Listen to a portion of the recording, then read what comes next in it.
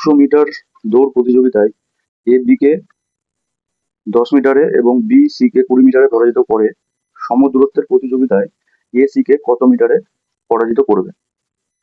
তাহলে এক্ষেত্রে কি বলেছে, যেহেতু বলেছে 200 মিটার, তাহলে আমি লিখে দিলাম তাহলে এ বি সি। 200 মিটারে এ বি কে 10 মিটারে পরাজিত করেছে, তার মানে কি 200-তে 10 মিটারে বি কে পরাজিত করেছে, তার মানে কি হবে, এটা হবে 190। আর বি সি কে 20 মিটারে পরাজিত করেছে, তার মানে কি, যদি 200 মিটার প্রতিযোগিতা হয় তাহলে 20 মিটারে যেহেতু পরাজিত করেছে, তাহলে কত হবে, সি হবে কত, 180। আচ্ছা, ইস টুর ক্ষেত্রে আমরা কি করি, এটাকে এই পাশে লিখে দিই 190, আর এটাকে 200টাকে এই পাশে লিখে দিই। আচ্ছা, যেহেতু বলেছে এ সি কে কত মিটারে, তার মানে বিটাকে আমরা বাদ দিয়ে দিলাম, এ আর সি নিয়ে করবো। এবার যেহেতু 200 মিটার প্রতিযোগিতা, তাহলে আমাকে কেটে কেটে 200 রাখতে হবে এ কে।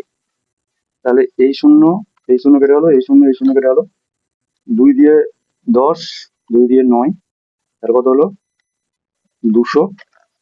আর এটা কত হলো 9 9 81, 1 হাতের 8, 9 1 9 আর 8 71। তার মানে 200-তে কত হচ্ছে 171, তার আলটিমেট কত হচ্ছে 29। এটাই আনসার।